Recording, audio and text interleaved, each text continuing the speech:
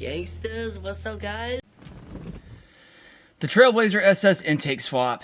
Is it worth it? Is it something that you should do? What should you use? What are the gains? What's it going to look like in the scanner with HP tuners? And is it something even worth considering? In this video, we're going to talk about it. I'm going to give you guys some crude video clips on me installing this intake manifold, the parts that I used. And in my opinion, as a tuner, is it something that I think is worth using? So spend the time, watch the video, comment down below, subscribe, like everything, ask me some more questions. I'll try to have some of the part numbers for you guys and what I used. I think this is one of the easier ways to do it based on, just overall cheapness. In this day and age, it's pretty difficult to do stuff for cheap. So yeah, I'm gonna show you guys how I did it. So yeah, let's check it out. Okay guys, well we're finally doing it. I've got the intake manifold off of the truck here, and we're doing the TBSS intake swap. I've had this thing for a while, and I had some injectors that I was going to put in it, and they turned out to not be able to work with the stock intake manifold. So I snagged this one on Facebook Marketplace for a pretty good price, and I spared you guys the, the disassembly. I'm just kind of cleaning everything up. The next thing is going to be to kind of pull the harness back and get the MAP sensor wire pulled up closer. So yeah, we're going to use this video to kind of do some testing in HP tuners to figure out what the intake manifold swap is going to do to the fuel trims and to the time in advance and everything. And is it going to take any more time in advance? And is it going to just feel any different? So we know that, lots of folks like Richard Holdner have, great, dyno tests and stuff like that on this swap, but we don't have that ability, so we're going to just see just kind of, especially what it looks like in the scanner. So I'm going to get back to work on this thing, and yeah, I'll bring you back when I get some more done. Okay, so I got a little bit of an update here. So I've kind of undone everything and pulled this MAP sensor harness back, as well as this evap harness, and then I've got electrical tape on everything, and I'm getting ready to size some of my heat shield over here, and that'll kind of take care of this whole deal. Be able to be ready to set the intake manifold back on. Okay guys, so we're doing some tuning here on the Trailblazer SS and intake manifold. You can see the fuel trims are quite a bit more off than what they were initially. You can look at my short-term fuel trims there. We were like in the 3, 4, 5%. And also too, the throttle is kind of dipping down just a little bit. So yeah, we're gonna get it lined out. Okay, so we're gonna fire this thing up again.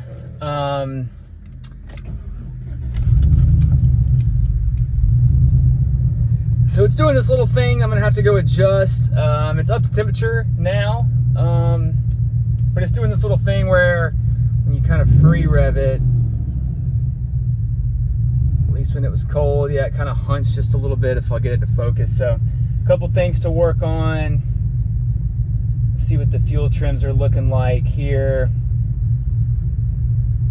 Now that it's fully warmed up, -2s, 3s, 4s, 5s, so 7s, there we go. So out just a little bit more than what it was, but yeah, we're gonna, yeah, there we go. Yes, we're gonna have to dry this a little bit and get this MAF curve dialed back in.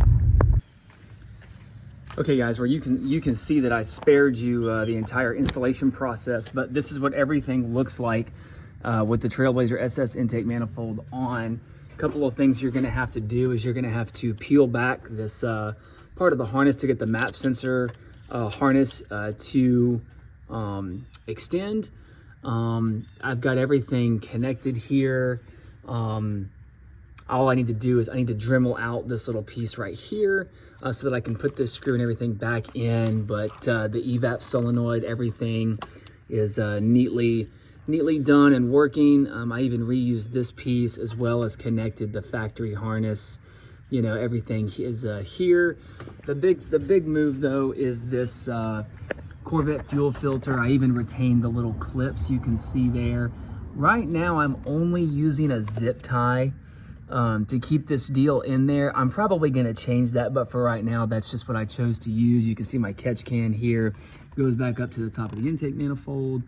And then my evap tube goes from the back, the factory evap line, and goes up here to where the solenoid is.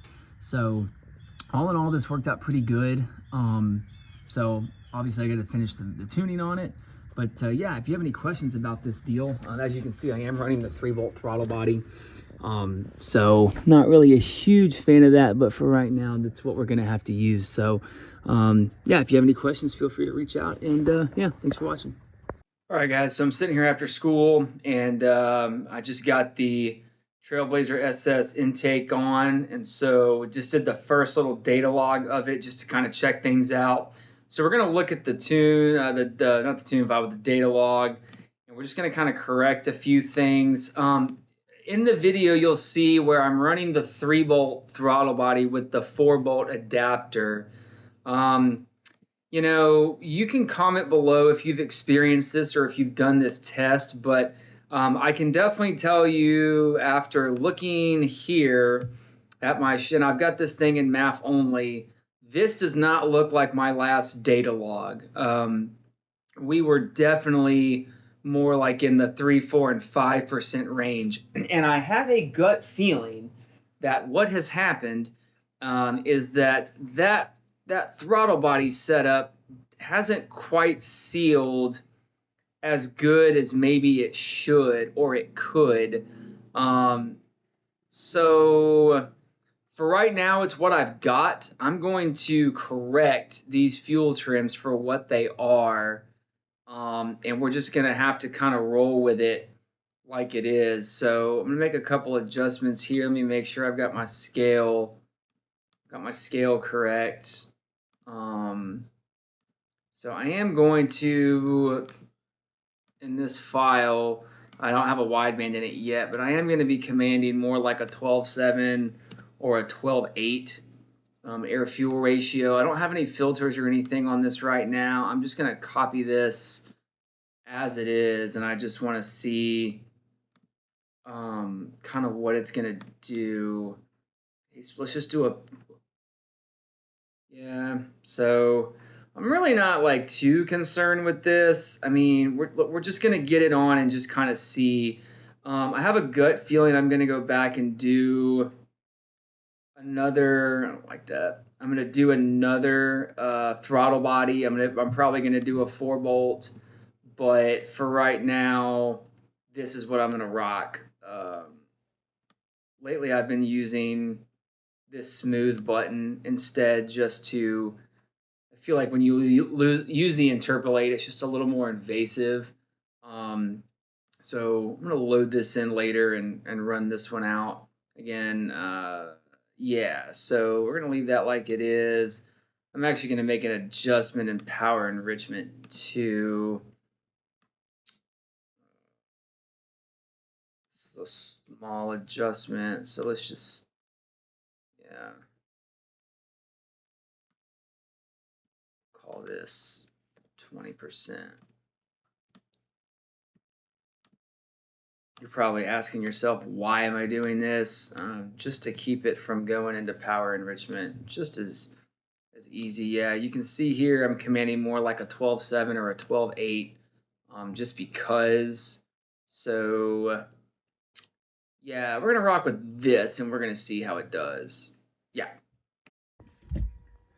Okay, so we're going to open up one of my latest tune files. So the mass airflow sensor really didn't need a whole lot of, you know, alterations, but I'm going to pull up my current log. I already had the mass airflow sensor dialed in, and let me pull the file up here, and we'll pull up one of the, like, stock or one of the previous files. You can see power enrichment here. I'm commanding like a 1.6, 1.16. So we're somewhere like in the 12/7, 12/8 air fuel range. And then this is what my power enrichment threshold, TPS threshold looks like.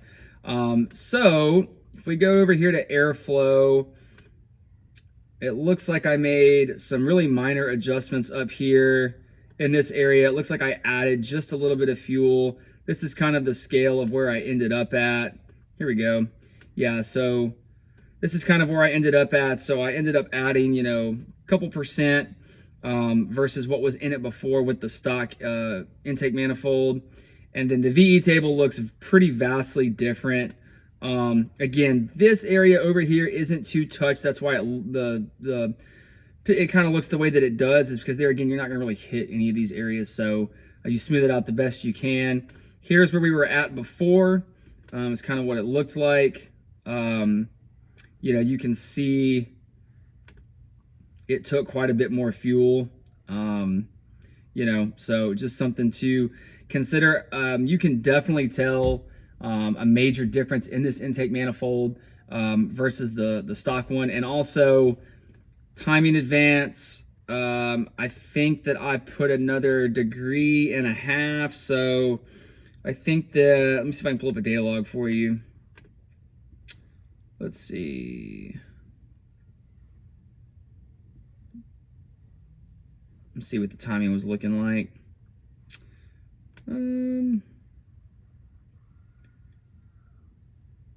Yeah, so 6200-ish, you know, we're running right at 21.5, cylinder air mass 0.95.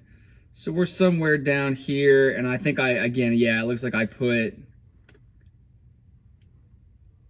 think we ended up somewhere like in this range. And so I've got another 1.5 degrees or so on top of it, and I don't have any knock or anything like that. So it definitely liked just a little bit more time. I may even go back in there with a little bit more. So who knows? We'll see. But yeah, that's what the tune files ended up looking like afterwards. So yeah, definitely a major adjustment, especially when I did the speed density table. So.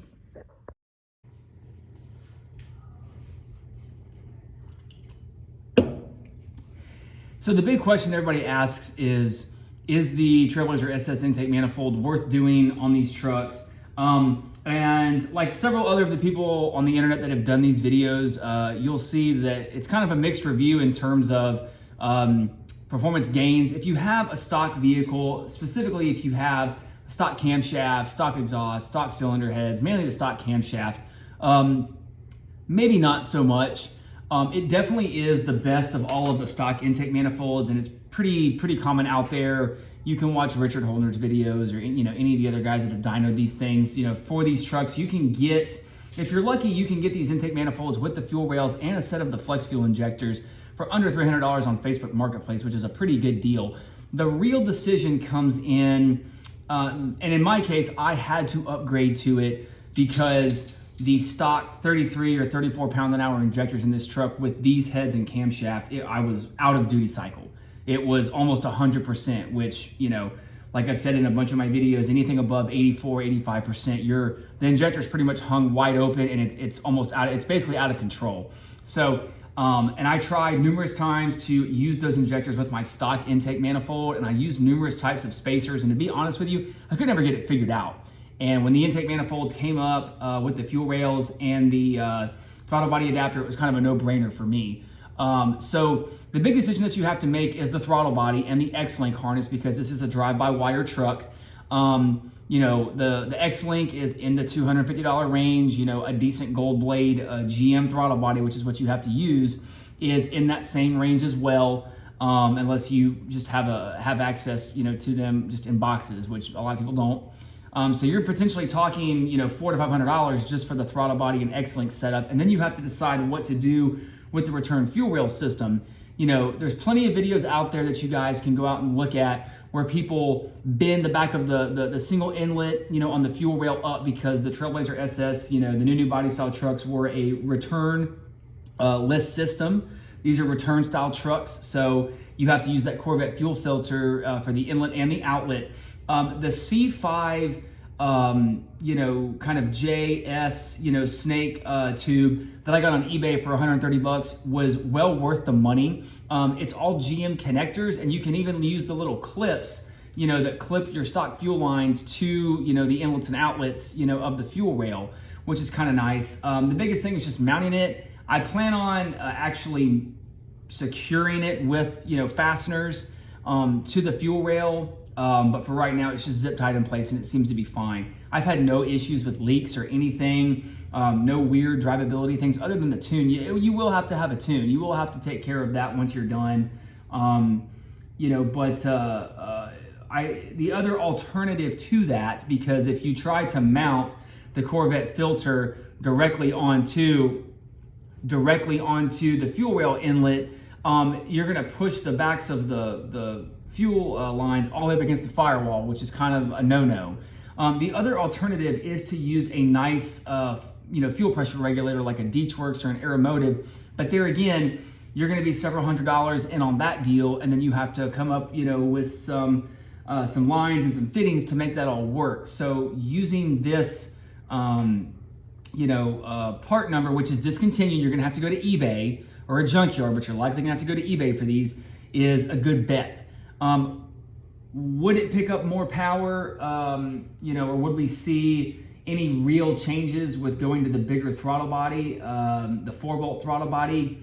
Maybe so on a chassis dyno, but I believe for right now we're going to be just fine. So there again, this has kind of been what I believe is the easiest and most cost-effective way to get this done. I know that on, I think, LSX Matt's channel, he did this video a few years ago, and he went through all of that stuff, and he goes through the cost breakdown as well, and it definitely gets to be pretty pricey. And I think in his review, he even comments the same that I did, that if you're a bone stock setup and you don't have to go to it, there kind of isn't a reason to. If this was a swapped vehicle or something else, you would definitely 100% always want to use this intake manifold. So again, if you guys have any questions about the setup, or you want to see anything more in depth, just comment down below, let me know, send me an email, and yeah, we'll see you on the next one, and yeah, stay tuned and keep wrenching. Later.